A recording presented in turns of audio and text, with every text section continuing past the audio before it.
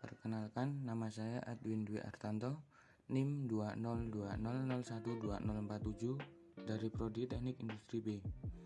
Dalam video kali ini, saya akan menjelaskan mengenai bagian-bagian mesin bor duduk beserta fungsinya. Untuk yang pertama, yaitu bagian dudukan atau base. Bagian ini merupakan bagian penopang dari semua komponen yang ada pada mesin bor duduk. Bagian base terletak pada bagian paling bawah dan ditempelkan pada lantai dengan lubang sebagai tempat baut atau dinabolt untuk mengikat supaya mesin bor saat dilakukan pengerjaan benda kerja berlangsung, getaran yang terjadi dapat diredam oleh bagian base ini. Yang kedua, bagian kolom atau tiang.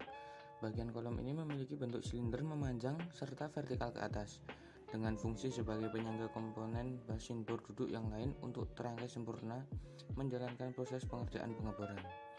Bagian tiang ini menempel rel alur gerigi yang berfungsi sebagai pergerakan secara vertikal naik atau turun meja, sehingga proses feeding atau pemakanan bisa kita setel sesuai kebutuhan dengan melihat eretan putaran engkol yang ada di meja. Yang ketiga, yaitu bagian tabel atau meja mesin bor. Bagian tabel ini merupakan alat sebagai peletak benda kerja yang akan dibor dan dijepit menggunakan ragum mesin yang terlebih dahulu sudah disetting diikat pada tabel dengan menggunakan baut alur T. Meja kerja ini memiliki fitur bisa dilakukan pemutaran sebesar 360 derajat mengelilingi porosnya, yaitu bagian tengah meja. Yang keempat, yaitu bagian mata bor atau disebut drill. Mata bor ini merupakan alat inti digunakan sebagai pemotong atau pelubangan benda kerja secara efisien. Apabila mata bor ini dirasa sudah aus atau tidak tajam lagi, kita dapat mengasah ulang sesuai dengan sudut yang kita inginkan tanpa mengurangi ukuran diameter mata bor itu sendiri. Yang kelima, yaitu bagian spindle. Bagian spindle ini berguna untuk menjepit mata bor agar tidak mudah lepas saat putaran mesin bor dinyalakan dan melakukan pemakanan. Pada spindle biasanya terdapat lubang pengunci dan gerigi yang digunakan untuk mengunci mata bor dengan kunci khusus spindle. Pengunciannya yaitu kunci dimasukkan pada lubang dan diputar searah jarum jam, dan untuk melepaskan mata bor dilakukan pergerakan sebaliknya. Yang keenam, yaitu bagian spindle head. Bagian ini merupakan rumah dari konstruksi bagian spindle mesin bor tadi. 7, yaitu bagian drill feed handle. Sesuai dengan namanya, drill feed handle digunakan oleh operator mesin untuk melakukan pemakanan benda kerja. Cara kerjanya, operator memegang drill feed handle dan digerakkan menekan ke bawah. Semakin ke bawah operator menekan, maka semakin dalam pula terjadinya pengeboran. Yang terakhir, yaitu bagian motor listrik. Bagian ini bisa disebut jantungnya dari mesin karena kita tahu kalau tidak ada motor ini proses pengeboran tidak bisa berlangsung. Motor bor merupakan dinamo penggerak mesin bor yang putarannya dihubungkan oleh fan belt diikat pada puli. Pada puli ini ada beberapa besaran diameter yang dipergunakan untuk mengatur kecepatan putaran mata bor dan bisa disesuaikan jenis benda kerja dan diameter mata bor yang akan digunakan. Perkenalkan, nama saya Madana Primasi Winevada, NIM 20200012057. Di sini saya akan menjelaskan mengenai kegunaan dan fungsi dari proses drilling dan tapping. Proses drilling merupakan salah satu bentuk proses permesinan konvensional yang secara sederhana dapat dikatakan sebagai proses pembuatan lubang bulat dengan menggunakan mata bor atau twist drill. Pada proses drilling, permesinan yang paling sederhana di antara proses permesinan yang lain, biasanya di bengkel atau workshop. Proses ini dinamakan proses bor. Walaupun istilah ini sebenarnya kurang tepat, proses drill dimaksudkan sebagai proses pembuatan lubang bulat dengan menggunakan mata bor.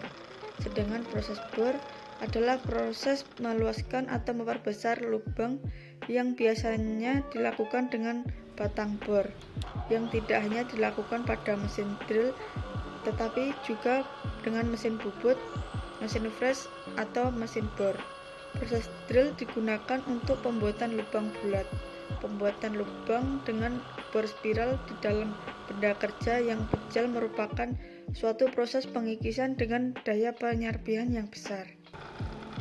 Jika terhadap benda kerja ini dituntut kepresisiannya pada dinding lubang, maka diperlukan pengerjaan lanjut dengan pembenam atau geret.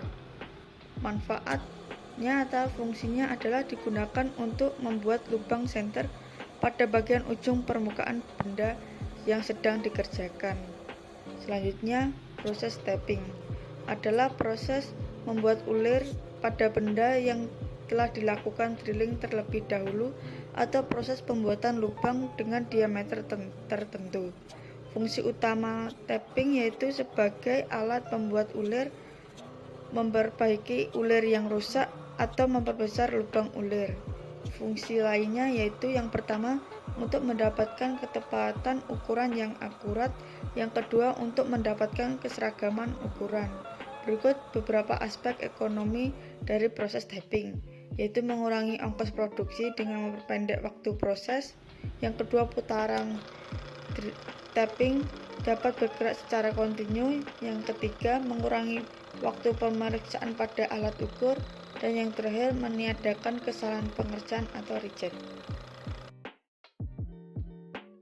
Perkenalkan, nama saya Nur Yudanto, NIM 20200012046 dari Prodi Teknik Industri kelas B.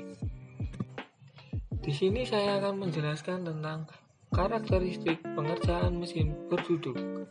Mesin berduduk memang sangat membantu dalam membuat lubang pada sebuah benda. Dengan menggunakan mesin berduduk, proses pengeboran menjadi lebih mudah dan lebih tepat pada titik ukurannya. Seperti namanya, maka mesin bor ini dapat digunakan sembari duduk. Biasanya mesin bor digunakan untuk melubangi besi. Namun, lubang yang dibuat pada besi tersebut tidaklah sedikit, sehingga mesin bor ini didesain sedemikian rupa untuk membantu penggunaannya agar tidak mudah lelah saat menggunakannya. Cara menggunakan mesin bor ini tidak sulit. Dengan memutar tuas mata bor dan kepala bor akan turun ke bawah. Dengan desain demikian pula, mesin bor ini mampu mengebor beberapa lapis besi secara langsung, tentunya dengan tebal maksimal yang sesuai dengan panjang mata bor yang Karakter mesin bor duduk ini biasanya digunakan dengan putaran yang lambat.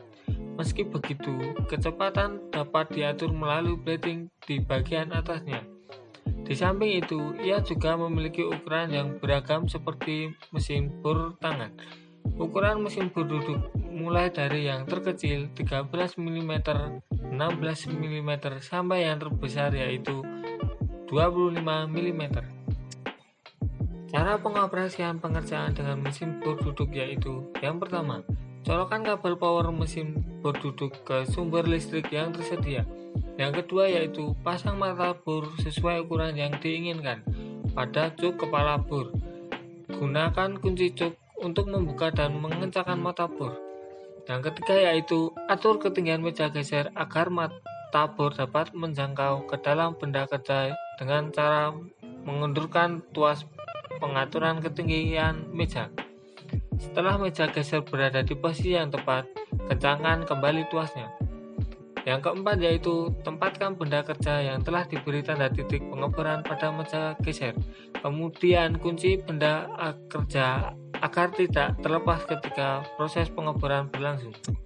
Yang terakhir yaitu setelah mesin dihidupkan, turunkan tuas cuk secara perlahan sampai mengenai benda kerja. Kemudian tekan tuas cuk tanpa tenaga dengan biarkan mata bor melakukan pengeboran dengan sendirinya sampai selesai. Jika melakukan pengeboran pada lubang yang dalam, angkatlah sekali tuas handle cuk agar bram atau runtuhan sisa bor dapat keluar. Dan untuk pengeboran benda keras, teteskan air cooler secara bertahap agar mata bor tidak cepat panas yang mengakibatkan mata bor tumbul.